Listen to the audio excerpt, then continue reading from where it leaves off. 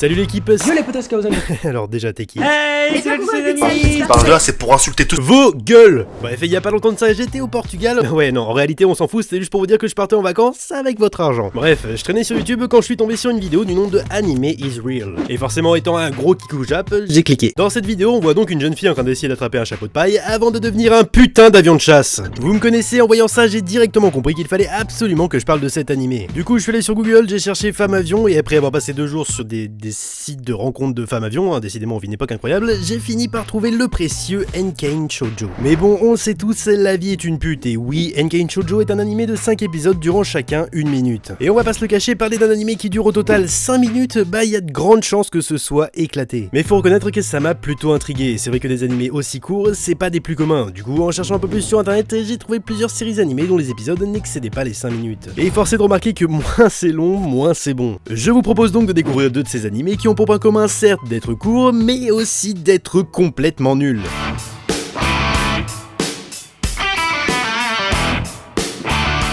Numéro 1, Pupa. Oui, également appelée l'une des plus grosses douilles de la japanimation, nous conte l'histoire de Yume Hasegawa et de son frère Utsutsu. Un beau jour, et ce pour je ne sais quelle raison, Yume se métamorphose devant son frère en une espèce de monstre dégueulasse, possédant une faim insatiable pour la chair humaine. Du coup, Yume se met à bouffer un peu tout ce qui passe dans le coin, et sans qu'on comprenne vraiment pourquoi, une jeune femme du nom de Maria qui traînait là depuis tout à l'heure vient voir son frère pour lui expliquer que sa sœur s'est transformée en monstre et bouffe des gens. Enfin, après tout, c'est pas comme si celui-ci avait assisté à la scène depuis le tout début. Merci de ton intervention, Maria. Bon, après ça, Maria explique à Utsutsu qu'il doit emmener sa sœur pour, je sais pas, faire des trucs scientifiques, je suppose. Ne voulant pas abandonner sa sœur et n'écoutant que son courage, Utsutsu fonce vers elle pour essayer de la raisonner et se fait bouffer. Enfin, en même temps, c'était prévisible, hein, je vais pas te le cacher. À ce moment-là, on est dans le doute, dans la tension constante. Elle vient de tuer son frère, pire de le manger. On se demande donc si elle va réussir à s'en remettre. Sauf qu'en fait, il a survécu et en plus de ça, il est devenu immortel. C'est de la merde. La suite se fait tout naturellement, Yume ayant une faim infinie pour la chair humaine et Utsutsu ayant une régénération ultra rapide, il devient son garde-manger de poche, hein, au moins ça le mérite d'être pratique. Bon, à ce moment-là, on est à la fin de l'épisode 4, soit au quart de l'animé, et c'est n'importe quoi. Alors peut-être que le résumé vous a semblé clair, mais je vous promets, c'est incompréhensible. Tout est coupé de partout, il y a quasiment aucun dialogue de logique, ça fait des gigabonds dans le temps sans aucun sens, les personnages sont insupportables, entre Yume qui passe son temps à gueuler Oni-chan et son frère qui à part se faire bouffer sert à rien. Je suis de ceux qui aident les gens dans le besoin. Pupa, c'est un calvaire. Si on enlève les openings et les endings, l'animé dure au total 30 minutes et putain, ça a été les 30 minutes les plus longues de toute ma vie. On a vraiment l'impression que l'animé devait être bien plus long à la base et ils ont dû le cut de partout pour au final sortir ça, enfin même la fin n'en est pas une, c'est incroyablement nul. Sans parler de la surenchère de gore pour essayer de plaire aux gamines de 12 ans qui se prennent pour des psychopathes parce qu'elles ont vu Mirai Nikki. Trop cute, j'adore, oui, et je sais je suis une psychopathe, mais j'adore, ils sont trop mignons, surtout quand la fille mange son frère, j'adore ce moment. La censure c'est dommage, surtout que perso, si je regarde du horreur, c'est pour voir l'horreur XD, je suis une psychopathe en vrai. Je vois pas ce qu'il y a de choquant dans cet animé et perso, j'ai envie la petite sœur pouvoir manger de la chair toujours vivante en ayant le goût du sang gorgé à l'intérieur. Je vous hais tellement. Bref, Pupa a réussi l'exploit d'être nul sur tous les points.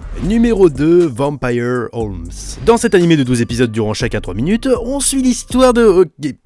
Stop, c'est quoi cette animation de merde? C'est une révolution. Alors je sais très bien qu'on ne juge pas de la qualité d'une œuvre à son animation, et certes à part ça les graphismes sont pas dégueux, mais à partir du moment où un animé mélange l'univers de Sherlock Holmes, des vampires, une animation claquée et surtout le tout adapté d'un jeu mobile, bah on le sait déjà que ça va être nul.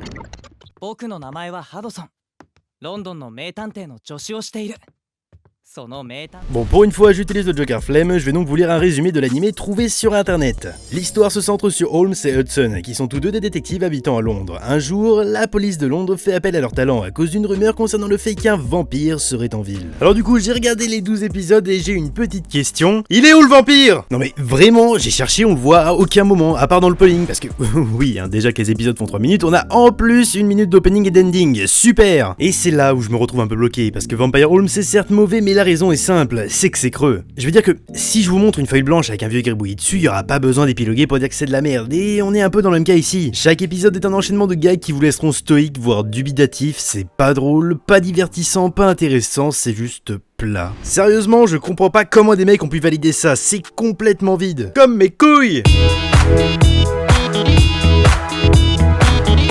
Un truc que je vous ai pas dit, c'est qu'à partir d'un moment, les épisodes passent de 3 minutes à 4 minutes. Bon, vous vous dites sûrement, ah, c'est cool ça. Non, puisqu'en effet, 7 minutes de plus n'est rien d'autre que de la pub pour le jeu mobile originel. Et c'est complètement con. Je comprends bien que l'anime a uniquement été créé pour mettre en avant le jeu. D'ailleurs, si j'ai bien compris, la série joue le rôle d'épilogue à l'histoire, ce qui explique sûrement beaucoup de choses. Mais alors pourquoi je dis que c'est con, c'est juste que votre jeu de merde, j'ai pas envie d'y jouer. Et je pense que personne au monde, après avoir vu l'animé, s'est dit oh, dis donc, c'est sympa ça, j'ai envie de connaître la suite. Donc oui, Vampire Home c'est une très mauvaise pub, en étant une perte de temps et sûrement d'argent. Et je trouve ça dommage, pas que je pense que l'histoire méritait d'être approfondie, c'est juste le fait que de telles œuvres soient mises en avant alors que des tonnes de mangaka rêveraient de voir leur série être adaptée en animé, ça me rend vraiment triste. En tout cas, on en a terminé pour cette vidéo, n'hésitez pas à laisser un pouce bleu si elle vous a plu et à vous abonner. D'ailleurs, on a passé la barre des 40 000, c'est dingue, merci beaucoup. Je compte sur vous pour me dire en commentaire les animés que vous détestez le plus. Sur ce, c'était Aniki, ciao.